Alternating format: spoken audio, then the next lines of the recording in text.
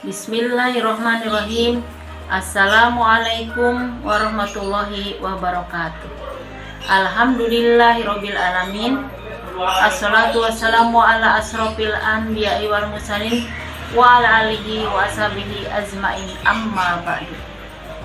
Pertama-tama marilah kita panjatkan puji syukur kehadirat Allah Subhanahu wa taala yang telah memberikan kita semua kesehatan, panjang umur, kekuatan, sehingga kita masih bisa melaksanakan ibadah puasa. Sholawat serta salam mugia dilimpahkan kepada junjungan Nabi besar Muhammad Sallallahu Alaihi Wasallam, kepada keluarganya, kepada sahabatnya, kepada kita umatnya sampai akhir zaman. Para pemirsa dan anak-anakku yang dirahmati Allah, Ibu akan memberikan kultum dengan judulnya Rukun Iman. Rukun iman artinya pilar keimanan yang harus dimiliki oleh setiap muslim di seluruh dunia. Iman artinya mengucapkan dengan lisan, membenarkan dalam hati, dan mengamalkan dalam perbuatan. Rukun iman yang wajib diyakini oleh umat Islam ada 6, yaitu 1. Iman kepada Allah, 2. Iman kepada malaikat-malaikat Allah, 3. Iman kepada kitab-kitab Allah, 4. Iman kepada rasul-rasul Allah, 5. Iman kepada hari kiamat, 6. Iman kepada takdir yang baik dan yang buruk datangnya dari Allah atau qada dan qadar. Para pemirsa dan anak-anakku yang soleh dan solehah, iman kepada Allah artinya mempercayai dan meyakini dengan sepenuh hati bahwa Allah itu ada wujud seperti adanya makhluk yang ada di bumi, adanya langit, adanya bintang, adanya bulan, dan seluruh alam semesta, adanya manusia, kita semua ciptaan Allah yang tak terhingga banyaknya. Yang kedua yaitu iman kepada malaikat Allah, artinya percaya dengan adanya malaikat Allah. Malaikat Allah diciptakan dari cahaya. Malaikat termasuk makhluk gaib yang tidak bisa dilihat oleh mata kita semua. Malaikat yang kita ketahui ada 10, yaitu malaikat Jibril, malaikat Mikail, malaikat Israfil, malaikat Izrail, malaikat Munkar, malaikat Nakir, malaikat Raqib, Atid, malaikat Ridwan. Yang pertama yaitu malaikat Jibril. Tugasnya menyampaikan wahyu kepada para rasul-rasul Allah. Yang kedua yaitu malaikat Mikail. Tugasnya itu memberikan rezeki kepada semua makhluk hidup di muka bumi ini. Yang ketiga yaitu malaikat Israfil. Tugasnya itu menjaga dan meniup sangkakala. Yang keempat yaitu malaikat Izrail. Tugasnya itu mencabut nyawa makhluk hidup. Yang kelima yaitu malaikat Munkar. Tugasnya menanyai orang di dalam kubur yang berbuat keburukan. Malaikat Nakir yaitu tugasnya menanya orang di dalam kubur yang berbuat kebaikan. Malaikat Raqib yaitu tugasnya mencatat amal baik manusia selama hidup di dunia. Malaikat Atid tugasnya mencatat amal buruk manusia selama hidup di dunia. Dan malaikat Malik tugasnya itu menjaga pintu neraka. Yang terakhir yaitu malaikat Ridwan, tugasnya itu menjaga pintu surga. Perintah iman kepada malaikat tertuang dalam Al-Quran surat Al-Baqarah ayat 285.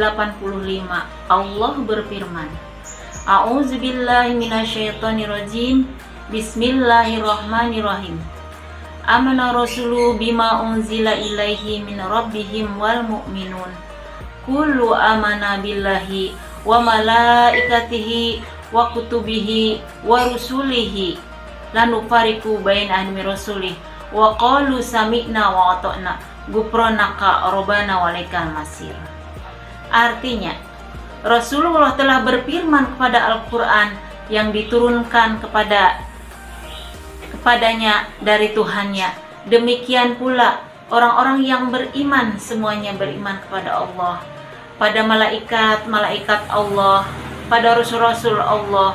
Kami tidak membeda-bedakan antara seorang pun dari rasul-rasul Allah, dan kami mengatakan kami dengar dan kami taat. Hikmahnya mengingat peran-peran malaikat membuat kita waspada akan perbuatan baik dan buruk di dunia ini. Selain itu, kita pun semakin mengetahui keagungan Allah Subhanahu wa Ta'ala. Yang ketiga yaitu iman kepada kitab-kitab Allah, artinya meyakini dan mempercayai adanya kitab-kitab Allah Subhanahu wa Ta'ala. Adapun kitab yang diturunkan Allah kepada rasul-rasulnya antara lain seperti kitab Zabur diturunkan kepada Nabi Daud alaihissalam, kitab Taurat diturunkan kepada Nabi Musa alaihissalam, kitab Injil diturunkan kepada Nabi Isa alaihissalam, kitab Al-Quran diturunkan kepada Nabi Muhammad sallallahu alaihi wasallam.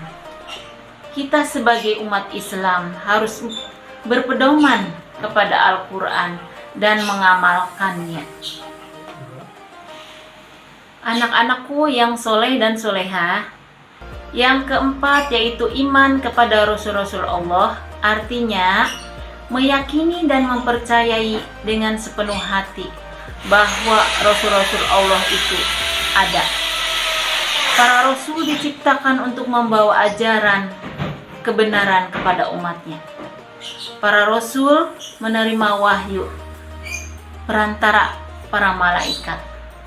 Nabi dan Rasul yang wajib diketahui ada 25, dan ada Rasul yang mendapatkan gelar Ulul Azmi, ada 5 yaitu.